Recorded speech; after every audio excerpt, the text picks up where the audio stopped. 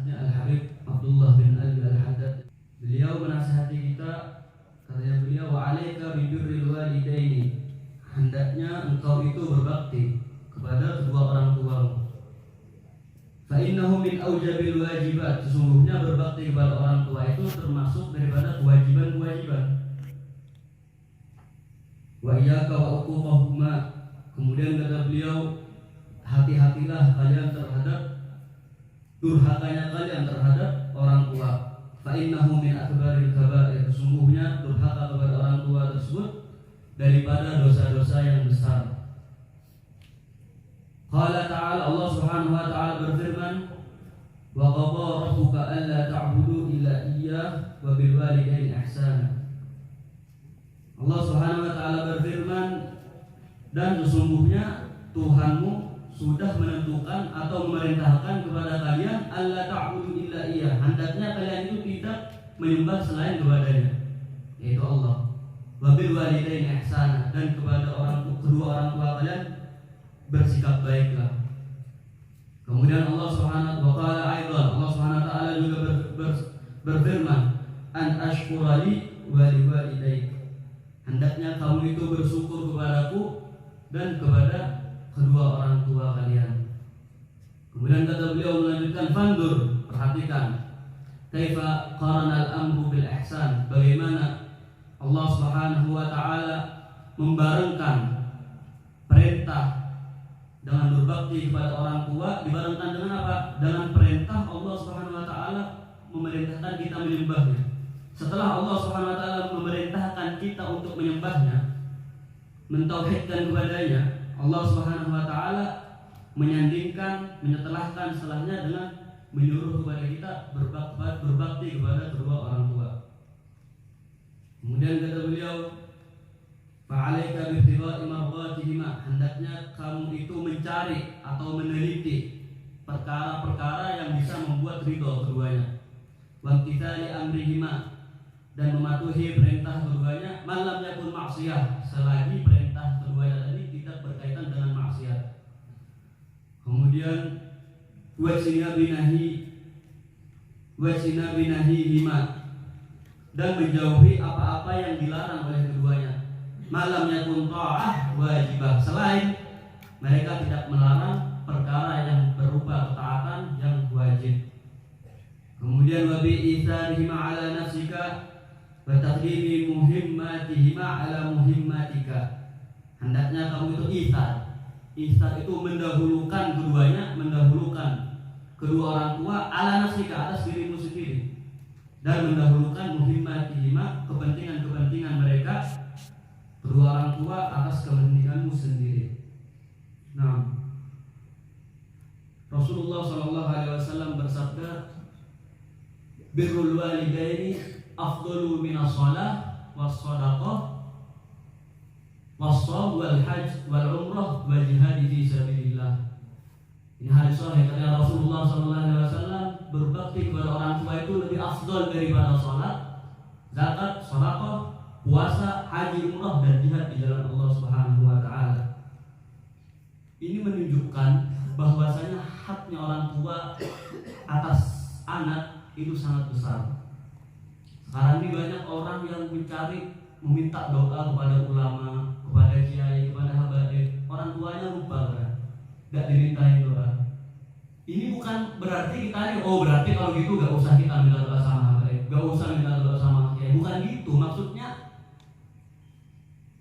minta kepada orang tua itu lebih dikabulkan oleh Allah SWT bagi si anak. Dan kita ini juga butuh doanya orang soleh, doanya orang alim, untuk karena mereka itu antara dia dengan Allah tuh lebih taat mereka dibandingkan kita. Kemudian kita juga butuh, tapi jangan kita ini lupa, ini nasihat, jangan kita lupa terhadap mintanya doa orang tua, terlebih ibu. Dikatakan ya di dalam kitab Ibris, bahayanya orang yang durhaka kepada orang tua itu ada 4. Pertama, bahaya yang pertama, dunia akan menjauhi dia sebagaimana orang mukmin menjauh kepada api neraka. Kebalikannya juga ada 4 berarti. Kalau dia berbakti kepada orang tua, maka dunia itu akan mengejar, akan mendekat kepada dia sebagaimana orang mukmin mendekat kepada surga. Itu bahaya yang pertama. Jadi orang soleh itu dunia yang mengejar. Orang yang berbakti kepada orang tua itu dunia yang mengejar. Bukan dia mengajar dunia. Kalau kita mengajar dunia, ini orang yang bakalan celaka. Tapi kalau orang yang dikejar dunia, ini insya Allah dia selamat ya. Kenapa? Karena dunia yang datang kepada dia. Kemudian yang kedua, manakala ketika dia berbicara dengan orang, menasihati orang, hati orang tersebut bakalan menolak apa-apa yang diucapkan oleh dia. Itu bahaya yang pertama. Berarti kebalikannya, jika dia berbakti kepada orang tua, kedua orang tua, maka nasihat dia, ucapan dia akan gampang diterima oleh orang-orang. Kita perhatikan ulama-ulama.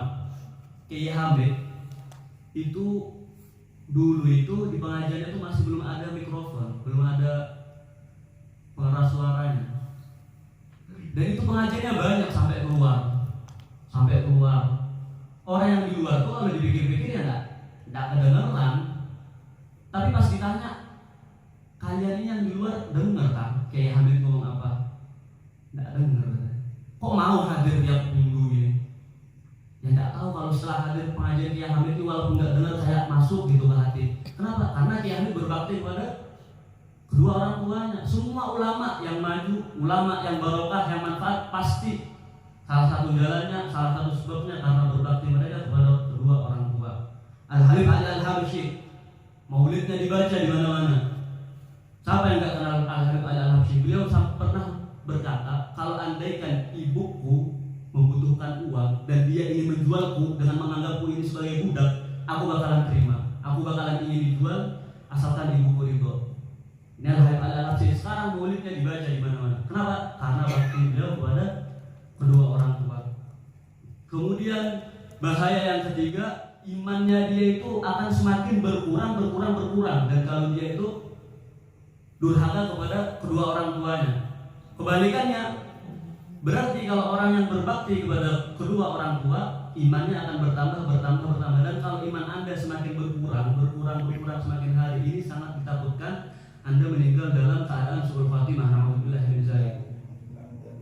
Kemudian ada 4 bahayanya orang yang durhaka kepada orang tua. Kebalikannya, kalau kita berbakti, kebalikan daripada bahaya tersebut. Kemudian Allah Subhanahu wa taala itu pernah ngomong sama Nabi Musa. Wa kallamallahu Musa taklima. Nabi Musa ini salah satu kelebihannya bisa berkomunikasi dengan Allah Subhanahu wa taala.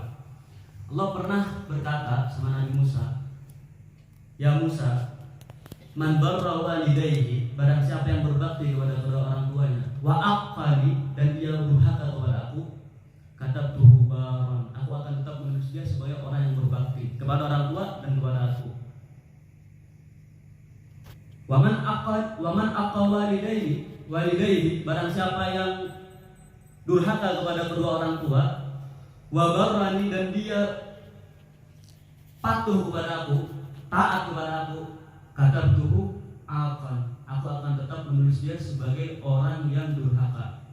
Dan Rasulullah SAW juga pernah bersabda, barang siapa yang di pagi hari Allah Subhanahu wa taala dia dalam keadaan orang tuanya tidak ridho kepada dia, Allah pun juga tidak ridho kepadanya. Walaupun dia berbuat taat, sebaliknya, walaupun dia tidak berbuat taat kepada Allah Subhanahu wa taala, akan tetapi kedua orang tuanya ridho, maka Allah pun juga akan ridho.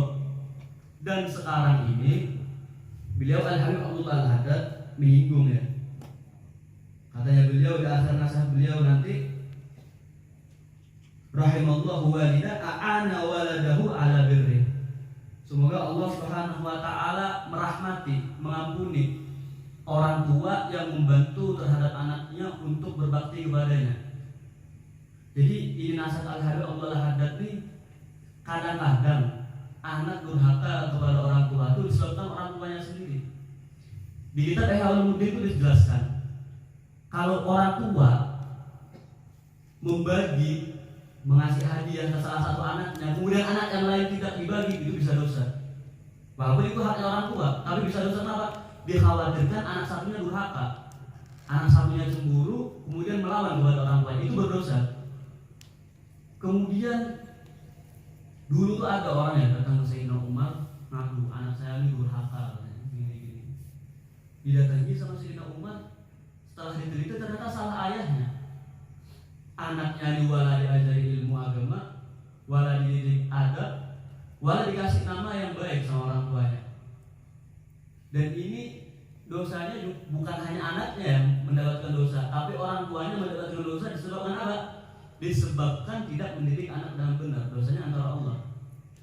Lalu waktu pernah ditanya sama orang katanya, wahai Nabi Muhammad, siapa yang paling berhak aku hormati? Siapa yang paling berhak aku patuhi? Siapa? Selain Allah dan engkau. Ya kedua orang tuamu, kata Nabi Muhammad. Wahai Rasulullah, kedua orang tua saya ini sudah wafat. Terus siapa sekarang yang mau saya berlakukan baik ini siapa? Kalau orang tua kamu sudah wafat, ya kalau gitu anak kamu. Sebagaimana anak memiliki, orang tua memiliki hak atas anak, anak itu juga memiliki hak atas orang tua. Dan kalau kita mendidik anak kita dengan benar, dan ini ya Allah akhir zamannya, kata Allah al-Muqdor ya, di akhir zaman ini kita ini boleh suudzon di dua tempat ya, boleh suudzon tuh berprasangka buruk ini akhlak yang tercela, akhlak yang tidak bagus, dibenci oleh Allah, dibenci oleh manusia, orang yang berprasangka buruk nih. Tapi kata Allah al-Muqdor, kalau di dalam perkara mendidik anak ini harus kita suudzon.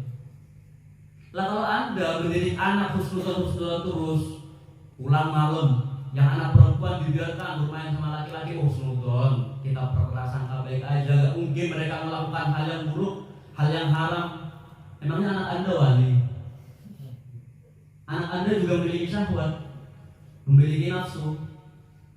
Kemudian yang kedua di muamalah, ketika kita ingin membeli barang, husnudzon atau prasangka baik aja, mungkin orang nggak bakal nipu. Ya namanya orang jualan itu pastinya muji barangnya. Ini HP asli, nggak pernah jatuh. Ini sepeda masih baru, nggak pernah ini, nggak pernah rusak. Ya itu sifatnya orang yang jualan. Kalau kita berprasangka, prasangka baik aja, mungkin ini beneran. Ya ketipu. Orang ini orang muamalah, orang jualan. Jadi kata Allah al-Muqdor, dua tempat yang kita ini memang harus mabniun ala dhon, mabniun ala suudzon, yang memang harus suudzon. Kadang-kadang naudzubillah ya, mungkin di sini enggak, mungkin di sini lebih ketat, agamanya lebih kuat. Kalau di Jakarta, teman saya itu cerita, yang namanya anak-anak SMA, SMP itu biasa jemput pacarnya, jemput pacarnya ke rumahnya. Kadang-kadang orang tuanya tahu, ayah ibunya tahu, ayah ibu perempuannya tahu. Ini menyimpan domir ya. Anak lakinya datang, assalamualaikum om, waalaikumsalam, nyari fulana. Oh ya ada, silahkan masuk. Ini nyimpan domir nih, ada yang dibuang. Silahkan, maksudnya silahkan zinai anak saya ya. Domir yang diulang, iya silahkan, ini jemput anak saya, itu ada yang dibuang. Ini silahkan jemput anak saya dan zinai anak saya. Oleh karena itu hati-hati di dalam mendidik anak ya. Anak ini bakalan menjadi saksi buruk kita, hisab kita lama nanti bakalan ya karena anak. Ketika anak hisabnya lama, mereka akan menuntut kedua orang tuanya.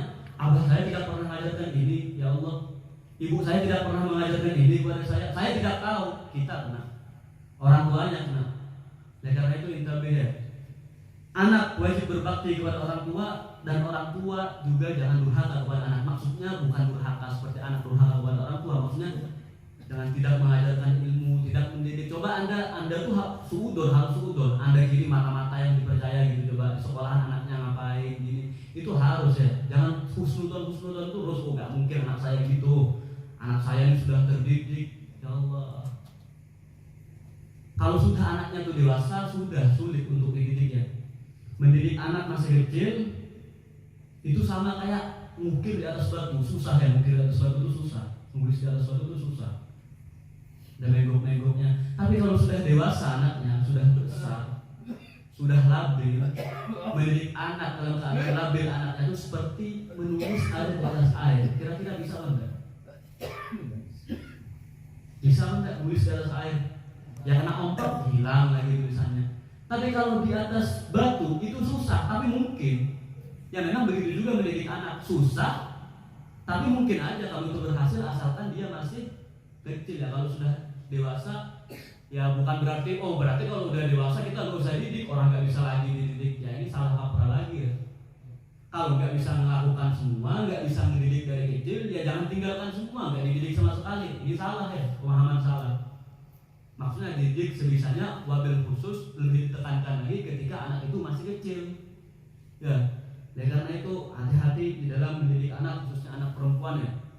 Anak perempuan ini nanti bakalan, makanya kalau orang zaman dulu, zaman jahiliyah itu dikubur kalau nggak punya anak perempuan, dikubur hidup-hidup anaknya. Kenapa? Mungkin kalau dipikir-pikir lebih cerdas orang Yahudi zaman dulu daripada sekarang ya. Kalau orang Yahudi zaman dulu anaknya dikubur hidup-hidup karena malu, takut anaknya ini jadi penghibur laki-laki, takut anaknya ini memalukan ayahnya. Tapi orang Yahudi akhir zaman sekarang malah bangga ya, anaknya didaftarkan untuk menjadi penghibur, malah bangga melihat. Jadi aslinya kalau dipikir-pikir lebih bodoh orang Yahudi zaman sekarang daripada zaman dulu ya. Kalau orang zaman dulu orang Yahudinya takut malu dia. Kalau sekarang malah bangga anaknya menjadi pelacur, naudzubillah ya. Oleh karena itu semoga kita semua diselamatkan, anak-anak kita menjadi orang soleh, kita semua ya menjadi orang soleh. Semoga kita orang tua menjadi orang tua yang nanti tidak dipersulit untuk masuk ke dalam surga dikarenakan anaknya. Naudzubillah min dzalik. Semoga kita semua mendapatkan istiqomah dalam menghadiri burdah ya, acara-acara seperti ini. Karena kalau bukan burdah, amal apa lagi yang kita berbuat? Kita sholat kita cuma 2 menit sehari kadang. Kalau dikumpul-kumpul ya amal kita, ibadah kita yang paling lama ini hadir acara kayak gini, ibadah kita.